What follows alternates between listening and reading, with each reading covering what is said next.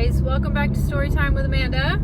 I'm your host, Amanda, and today's episode, I'm going to try to make this real quick. I'm on my drive home, but I wanted to share a part 4 on the Dating Disaster Chronicles for videos that I've been doing lately. I really have gotten a lot of feedback from people, and everybody's really enjoyed these, so I figured, you know what, let's throw another one in there. So this particular story doesn't pertain to my personal dating life, but it does affect me in my personal dating life. So I'm going to give you a little background on the individuals that are in this story. That way it helps to explain and set the scene. So obviously there's me, my bio dad. Okay, so a little background on my bio dad. This is my biological father, not my dad that's married to my mother, or my dad that I call dad. This is my biological father, who is my father. Yes, he's my dad, but I always refer to him as bio dad.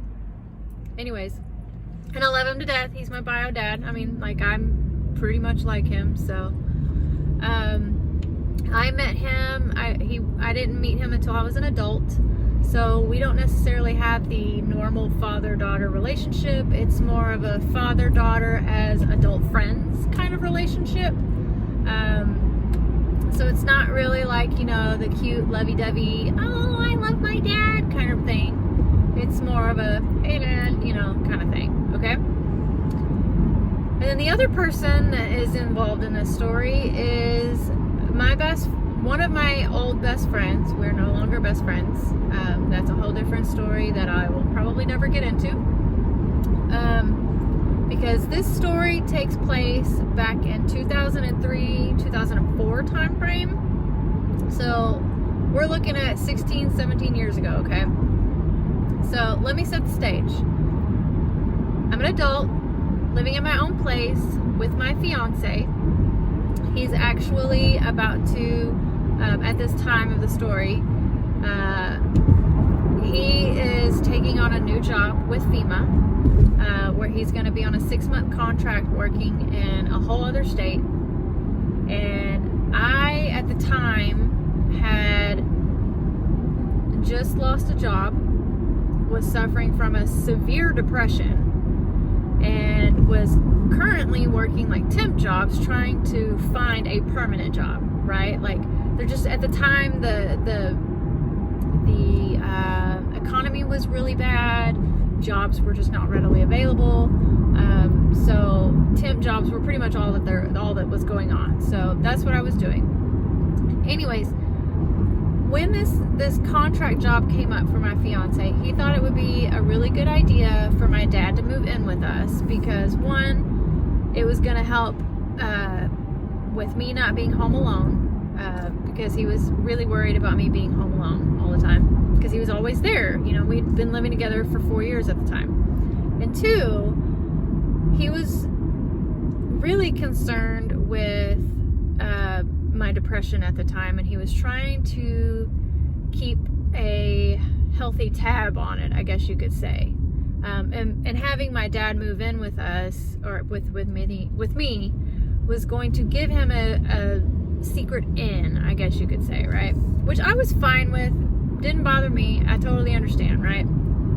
Okay, so 6-month time frame, bio dad moves in.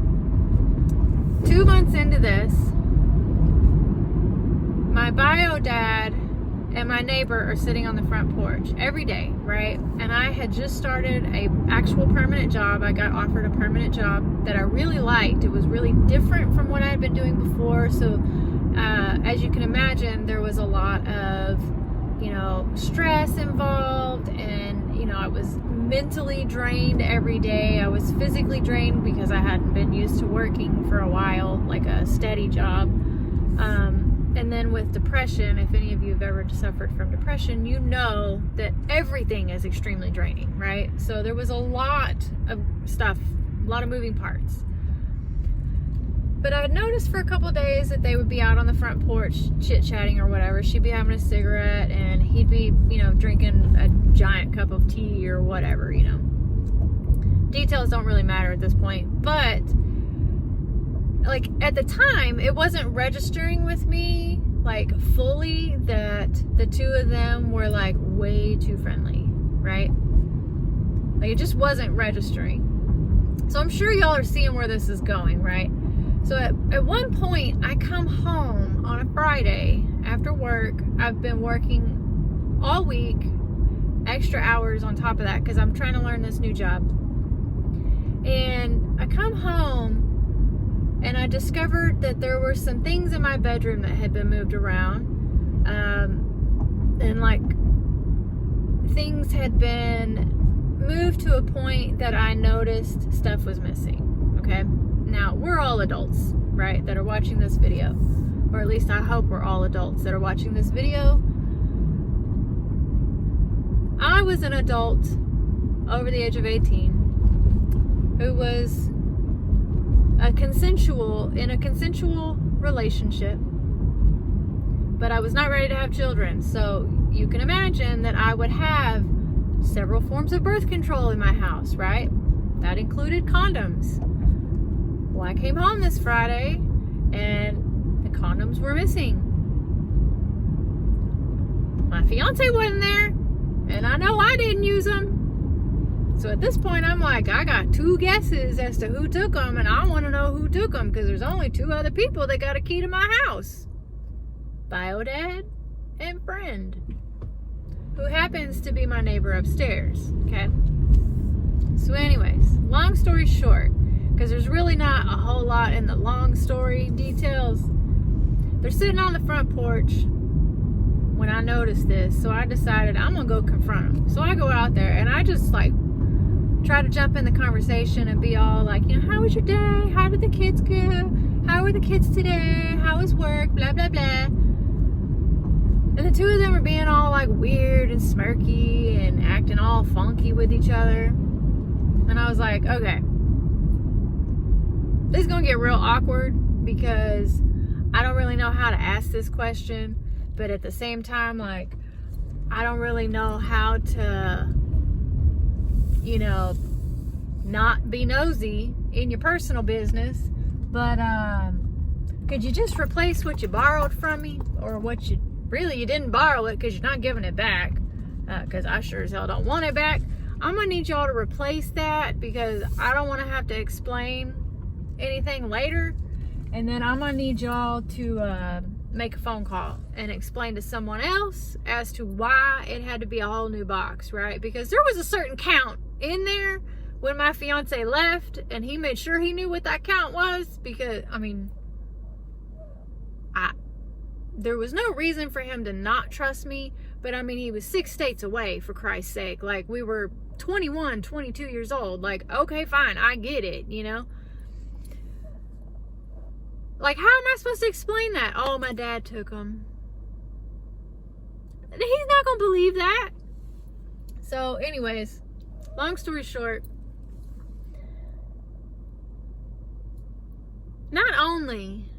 So this is where the disaster comes in. Not only was my dad using my condoms and I was aware of his sex life, but I think the weirdest part about this whole thing was that my best friend at the time felt it was okay to date my dad. Like, because they went on and had a relationship. And I mean, like, not just like 6 months down the road, like, he moved in with her. And then they moved into a house later on and then bought land together and stuff. Like, ew. Ew. Like, there's just something weird about it. It's not the same as my dad dating someone that's my age or a little bit older than me, right? Like, because that's different. Like, I probably wouldn't be okay with that, but I would respect the woman because she's from the outside coming in, right? Like, this was my friend. This was my ride or die. This was someone who knew everything about my relationship and then some.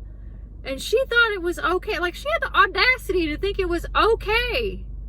Ew, that's gross. Ugh. Anyways, that is not the reason why me and that said friend are no longer best friends either. I mean, that was kind of the start. It was kind of a catalyst when that relationship ended. However, there's been way more drama with that particular friend that created way more issues. But again, I digress.